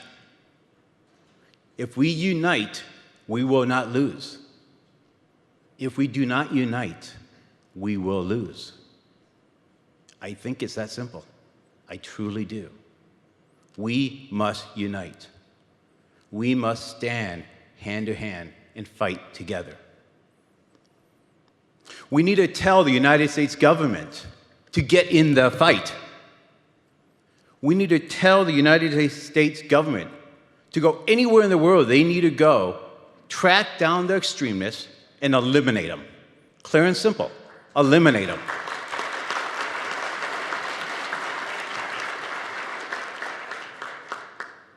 Together, we will win.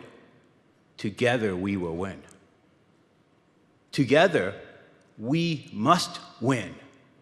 If not for us, for our children and our children's children. We must win. I will continue to do everything in my power to help the people of Iran become free again. That is the goal.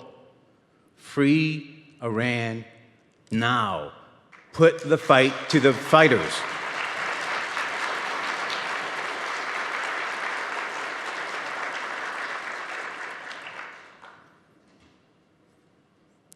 It's that simple. I see it that simple, folks. We must win this fight. There's no alternative. I want to thank you for being here. I want you to thank you for supporting us and allowing us to support you. May God bless America, the United States of America. May God bless the Iranian people. And may God bless the freedom fighters all over this world. Thank you.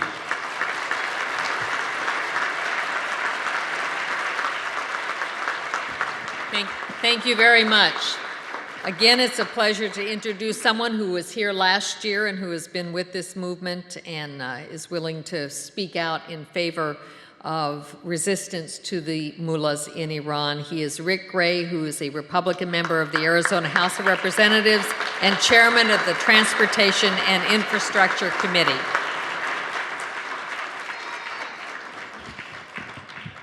Just out of curiosity, can I see the hands of the people that are here for the first time?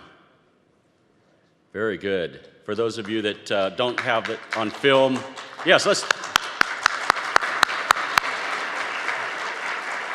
There were quite a few hands, and as Ms. Chavez had said, last year was the first year that we had a conference here. I was invited to come and speak, and I was a little dumbfounded about why they would want me to speak. But I will tell you, especially for those of you that are here for the first time, there's a danger in coming to this because your heart gets grabbed. Most of us here in this country, I know for me, our freedom is a strong passion for me. I think it's inbred in us in America. People come here for freedom, and there's that desire for freedom. Part of what our Constitution says is government is made to serve the people and to maintain and protect our rights. As a legislator, I look at that when I look at voting on every bill. When I started getting involved with this movement and met some fantastic people that I've become very close friends with, Abby Amiri, who opened up the session, we've spent a lot of time together. And for me, that means a lot. I don't spend time with people very easily because I know that the people you hang around with, the people you become like, we have to be careful who we hang around with. But the people that I've hung around with that are Iranian Americans, I see the passion for their country. I see the passion for freedom.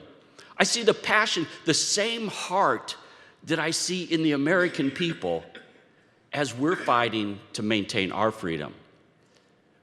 As I'm talking, for you people in the room, I want you to know that what I'm saying, as some others have said, isn't just for you, because this is being broadcast to the Iranian people. In fact, I heard a story, I won't mention names because I don't know if that's a good thing to do, but one of the Iranian gentlemen was telling me that he had talked to a man who had been in prison, he'd been tortured in prison in Iran, and the man was able to get out and worked his way back and came to America, and they met.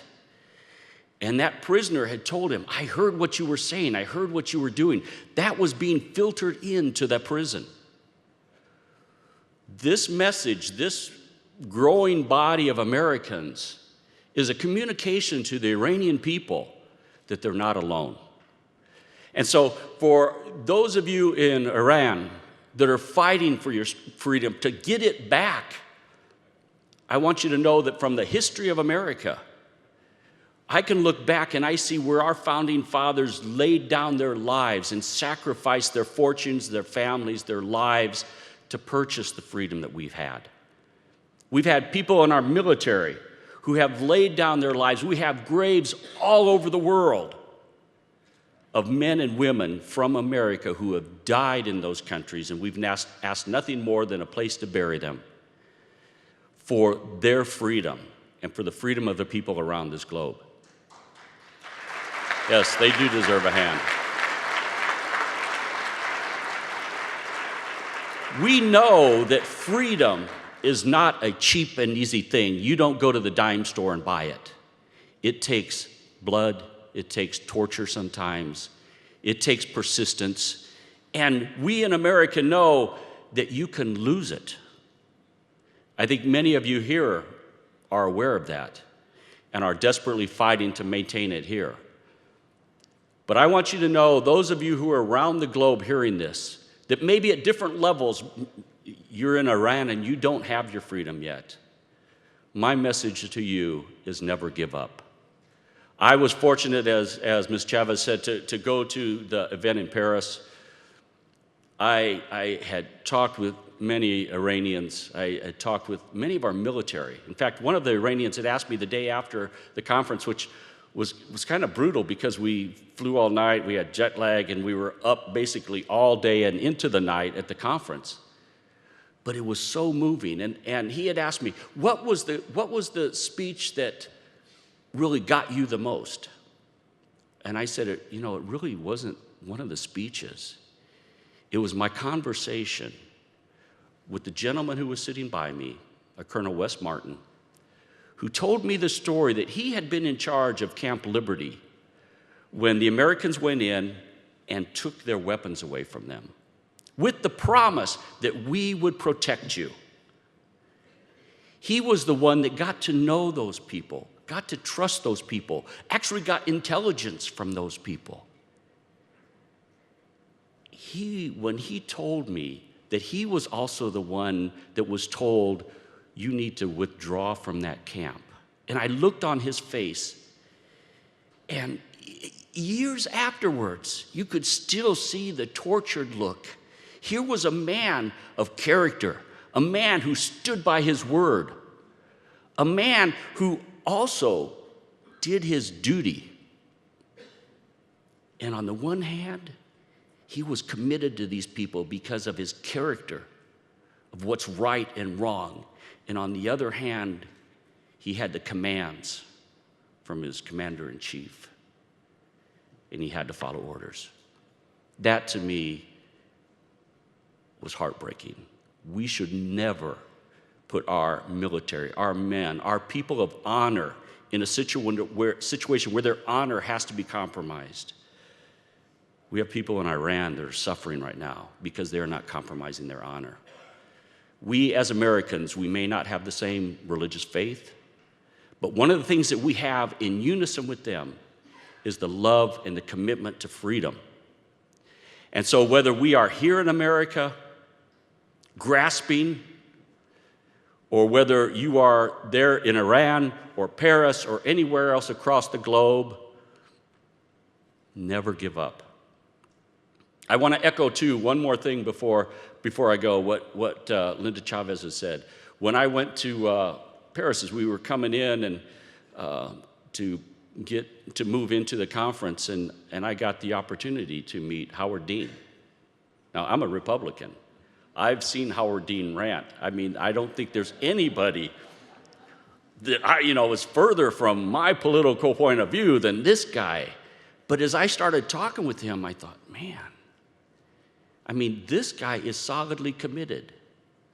So for all of you that Republicans that are committed to freedom, I want you to realize we may not have agreement on everything, but we have a lot of Democrats that are totally committed to freedom in Iran, to doing what's right by our military. And as far as I'm concerned, I may not be with them on anything else, but when we're together on this, I will work and fight with them for the sake of these Iranians, for the sake of freedom. And again, all together, as we work together, we just have to keep in mind, we will never give up. We will never give up. And I challenge you in Iran, don't give up. I want to say that your brothers and sisters, your Iranian brothers and sisters that are here, are setting such a tremendous example of quality, of character, of devotion, of passion. They inspire us. They inspire me to not only work for you, but to be a better American. Never give up. Thank you.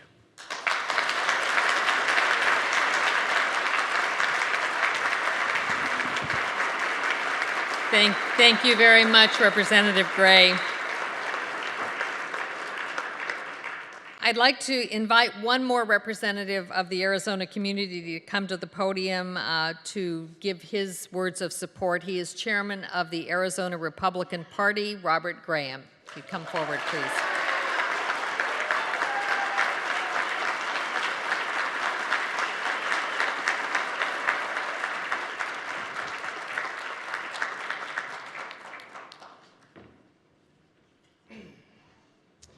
All right, thank you very much. It's great to be here. It's interesting when you hear the speeches that we've heard today, you hear of the evil and the darkness that has come by a regime that's ruling with this theocratic dimensions and abuse that put people in repression and oppression. So we had the great opportunity as well to participate last year, and then we had the opportunity to go to Paris. And I want to paint a picture for you because I think the human element is one of these things when we talk about this destruction, the assassination of the people, the pains and the torture that's happening in Camp Liberty and other places in Iran, sometimes we don't make the connection with the people. And so we hear it and we see it on the news and we become desensitized to it. We go get in our cars and we drive away and life changed for us. And we recognize the freedom and sometimes we take it for granted. When we were in Paris and we were being bused to this convention center, to give you the perspective of the size and the magnitude of this event, you walk into this hall and there's over 132,000 people in this hall. And what do they want? They want freedom. Outside the hall, there were buses and buses and buses and people on the grass laying around. There was probably an equal number of people outside the event. And why were they there? See, what we are talking about here is we're talking about freedom. Our military understands freedom. People that lived in a free Iran understand the notion of freedom. But when you think about the youth and the children and the people that have grown up in this type of leadership that's under the current regime, they do not have the perspective that we share. And it's hard to motivate people when they really don't understand the blessings of liberty. So when you look around and you think what happens, it's an idea of trying to introduce the perspective to people so that people can find strength and be motivated by freedom and the energy that comes with it. The allowance of being creative, the allowance of being innovative, the allowance to speak out if you don't necessarily agree with somebody, and you can be civilly disobedient without being killed or tortured. See, we talk about 120,000 people here. We talk about the 1,200 people that have been executed. Those are the people we know about.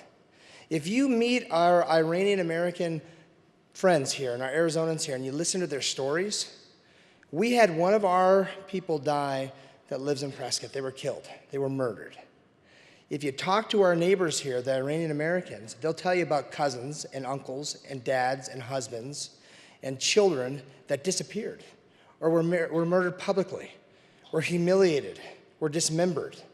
And it becomes real because you hear their story. We sat in a round table in Paris the day after the event, and we listened to a woman tell a story about her husband being killed, and she literally carried her children over the mountains as a refugee to become free because she was afraid that her children and she would meet the same fate of her husband. That's not some story we read in the newspaper. When you look in her eyes and you see the hurt and the pain and the tears, it becomes absolutely real. We so casually talk about freedom in so many ways, we don't engage in it every day. When we talk and we share about these stories and we find an intimate way to engage in the process, it becomes real to us. And then you start to have those real stories that you can apply to your lives that you can do it. My wife and I last week stood on the Syrian border and watched mushroom clouds going off. We heard gunshots. We saw it right in front of us last week. It wasn't something that I was watching on TV. It was right in front of me. The smell, the sound, and the sight. It's not something that's far away from us. It's here. And it's an influence and an impact on the world that's trying to destroy freedom so that people can maintain power and absurd regimes so they can destroy people and people's self-worth. Currently, you have Khomeini. And Ayatollah Khomeini, when he was the leader back in the Iran hostage crisis, he had his pupil, Khomeini, right? And he went to the Ayatollah and said, here we've got these hostages, what should we do with them? You know what Khomeini's question was back to him? Are you afraid of America? And what do you think he said? He said, no. He said, then keep them. This is a culture and a leadership that understands two things, and that's force and fear. And you look at it and you say, force and fear. Yes, force and fear, look at what they're doing. They're trouncing on a weak American president and leader that doesn't have any footing to stand and push back. So what do we do? How do we change that? Well, look around. You heard this notion, this cry for unity today? A unified voice and a movement can topple governments, especially when it has righteous intent behind freedom and the blessing of liberty.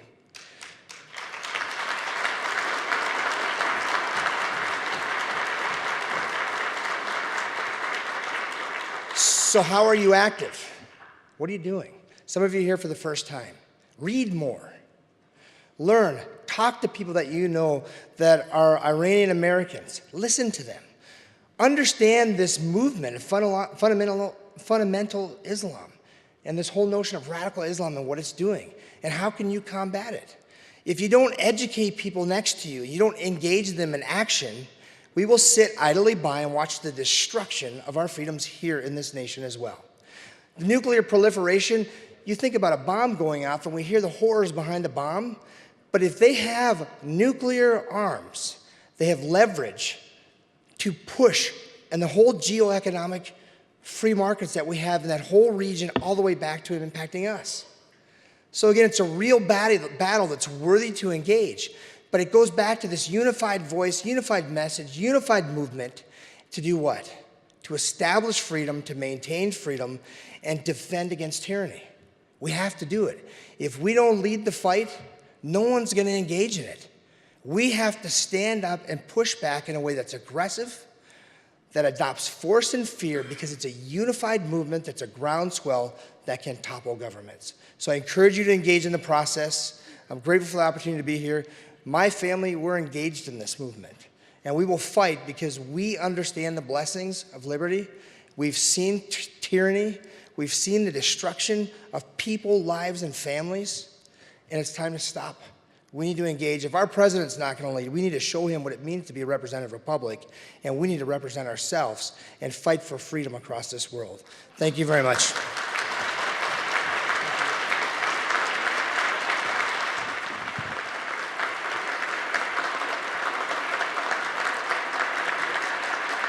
Thank you so much. As a fellow Republican, it makes me proud to see someone of your stature heading up the party here in Arizona. And I am a partisan Republican. You know, I believe in my party and I believe in what it stands for, but I think, again, it's important to remember that this isn't a partisan issue, that there are people of goodwill on both sides of the aisle, and as Mayor Giuliani reminded me when I sat back down, all of the Democrats who come to Paris and who are willing to stand with Madame Rajavi and with the Iranian resistance against the mullahs, two former chairmen of the Democratic Party, Ed Rendell, Governor Rendell from Pennsylvania, Howard Dean, who was already mentioned. We've got Patrick Kennedy. Is there a more famous Democratic name in America than Kennedy? Another person associated with the Clinton administration, only unfortunately she has not been able to persuade her former boss on this, is Patricia Solis Doyle. She headed up Hillary Clinton's campaign for president last time around. Alan Dershowitz. There is no name more associated with liberalism in America than Alan Dershowitz. This is a cause that unites people who believe in human rights, who believe in freedom, who believe in self-determination, and who believe in national security. It unites all of us. The people in this room today, there are at least twice as many people here this year as there were last year. And I think last year I challenged you that when you went home, you had to talk to your neighbors and your friends. You had to talk about that issue. You had to do what the chairman just suggested. You have to educate people. And I'm going to challenge you to do that again. And it shouldn't be, you know, don't just talk to people who you think might agree with you. Talk to people and challenge people who may disagree with you. You know, as I say, this is not a partisan issue. It is not because Barack Obama, simply because he is a Democrat, that he's bad on this issue. The fact is, the President of the United States, when it comes to fighting terrorism, when it comes to understanding the threat against us, he's not a serious person. And if you want an example of that, you have to think back on only a few incidents. Mayor Giuliani talked about the vicious attack on his fellow soldiers in the Fort Hood massacre. When the President of the United States came before the American people, just literally hours after that Fort Hood massacre was taking place, did he, standing up before an audience and standing up before the Washington media, first and foremost talk about the terrible attack that had been taken place on one of our Army bases? No, he was there to promote political activity among General Service Administration folks and to give shout-outs to people who were on his team. When James Foley was beheaded by ISIS and the President of the United States came and talked about that on national TV, what did he do when he left? Did he go back to the National Security Council to go down into the secure room of the West Wing and gather together his military forces and his top advisors to say, what are we going to do about fighting this threat? No, he didn't do that. He headed to the golf course to play a few rounds. And what happened after he announced the death of Kayla Mueller? Again, did he sit down and say, okay, now we really do have to get serious? No. He cleared the room, and in the Oval Office, he got himself his little Apple iPhone or whatever phone he happens to use, and he took a selfie. And that selfie was hashtag YOLO. You only live once. Well, tell that to Kayla Mueller. She only lived once, and she gave her life because we have not been able to counter this threat that is a threat to all of us. This president has not been serious, and it is up to you to try to educate your fellow citizens, to demand of your media that they cover the resistance to the mullahs in Iran, because we don't get nearly enough attention. Sure, Fox News will occasionally pick up something, Madame Rajavi was on it, but do you see us as the lead item? You can have 100,000 people gathered in Paris, Iranian opposition movement gathered in Paris, and nobody's there to report it. So it's like a tree falling in the forest with no one there to tell the world what's happening. There is a moderate Islamic movement in the world, and it is headed up by a woman, Madam Mariam Rajavi, who is president-elect of the National Council of Resistance of Iran. And you've heard about her program today, and many of you know it firsthand because you were part of that movement. This is a movement that believes in all the things that we in America believe, that our founders believed in. Freedom of press, freedom of the ballot box, freedom of religion, a separation between church and state so that you do not have the government telling you what to believe, and how to practice your religion. Equality among all peoples, equality between men and women, equality between majorities and minorities. This is a movement that believes in the things that we in America believe, and it is a movement that deserves our support, and it is a movement that deserves more attention and that the American people should know about, because as Mayor Giuliani suggested, there's always the question, whenever there is a beheading, whenever there's one of these horrific acts, there are some who will say, where are the moderate Muslims? Where are the Muslims who will stand up and say, we are opposed to terrorism, we are opposed to this barbarity, we are opposed to the kind of fundamentalist belief that are rooted in the 9th century and have no place in the 21st century? Well, they exist, but not enough people know about them. So I charge you today, particularly those of you who are not of the Iranian American community, to go out and educate the people in your own communities about this resistance movement. And to the Iranian American community, I challenge you to have your voices heard. Anybody who's worked in politics as I have, when I worked for President Reagan, I was director of public liaison in the White House. And what did that office do? Well, we dealt with coalitions. We dealt with community groups. Mine was the office where if you had a group that wanted to hear someone from the administration speak on an issue, or if the president himself you wanted to invite to a meeting, you worked through my office to do that. Because we understood that it was community groups, and often those community groups were ethnic-based or based on religion. We had the Sons of Italy, the Polish-American Congress.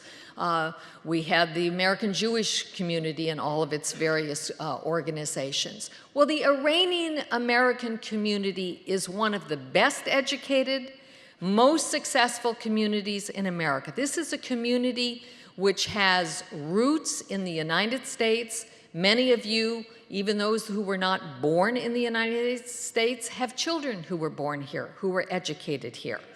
You need to become an active political voice. Your voices need to be heard in Washington. They need to be heard in the White House. They need to be heard in the halls of Congress. They need to be heard in your state houses. Only if you go out and make yourselves heard, if you become involved in elections. Some of you may be Republicans, some of you may be Democrats, some of you may have no particular party affiliation, but you've got to get involved. If you want to be heard, you've got to get involved. You also need to bring to task the media. When you see stories that either ignore what's going on or present a very slanted view of what's going on, you need to get out your pens or you need to get on your computer, laptops, and you need to send letters to the editor. You need to call the producers of your local television stations. You need to get this message out, because if you don't do it, nobody will. Now, it is important that all of you speak with one voice and that we all speak with one voice. And there are a number of things that we must demand. First and foremost, as Americans, we have to protect our own national security. And protecting that national security means that we will not be safe here at home so long as we have a powerful, rich country run by fundamentalist, insane people, as the mayor suggested, who brutally oppress their own people, who have public hangings, who cut off arms, who stone women to death, who have vice police going out, and if you don't have your headscarf on exactly the right way and you're a woman, you may get beaten. And oh, by the way, these people who are out there to correct morality, they might rape you while they're also at it to prove how moral they are. This is what goes on in Iran, and we have to stand up to that regime, and we have to support those who are opposing it. But we also, as Americans, must make sure that our leaders do not sign agreements that allow that regime, which already has its oil wealth. I mean, this is a country that claims to be wanting to produce these nuclear reactors to produce more energy, when, as the mayor suggested, they've got hundreds of years' supply of natural gas and oil at their disposal. This is not a country, like France, which requires nuclear reactors to produce electricity. This is a country that is an oil-rich country, and yet it is busy creating reactors, and it is very clear to anyone who studied the issue that they have no intention of stopping in their quest. Their leaders have spoken out about it. Rouhani has spoken out about it. The Ayatollah has spoken out about it. You have over and over again the condition that Iran should be able to have its own nuclear weapons. Well, if Iran gets nuclear weapons, not only will it be able to fund the terrorists that blow up barracks of American soldiers in Lebanon, not only will it be able to be funding attacks of Hezbollah and other of its surrogates throughout the Middle East, but they're going to put those nuclear weapons into the hands of those who would do us harm. So it is in our interests. We must stand up. We must ensure that the United States does not become party to an agreement that will build a nuclear Iran. We must say no.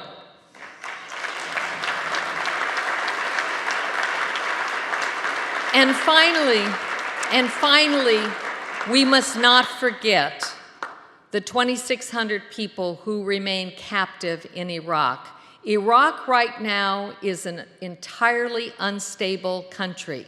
You've got a government there that does not represent all the people, in which there is sectarian violence that goes on, a country whose leaders are aligned with Iran, who have invited Iran in to have the Republican Guard, the Iranian Guard, there fighting on the ground. We won't put troops on the ground to protect Iraq from ISIS, but we're perfectly happy to have Iran do so. And they are there fighting on the ground. And in the middle of that, I mean, just today we had an attack on the base where our soldiers, our advisors, were staying. And in the middle of that horrendously dangerous situation, you have 2,600 people who are essentially behind barbed wire, who cannot leave. They cannot even leave to go to the doctor. People who are suffering from heart disease, cancer, people who have life-threatening disease, who need dialysis. They can't even let these people out to go visit the doctor. They're kept there as if they are prisoners in a concentration camp.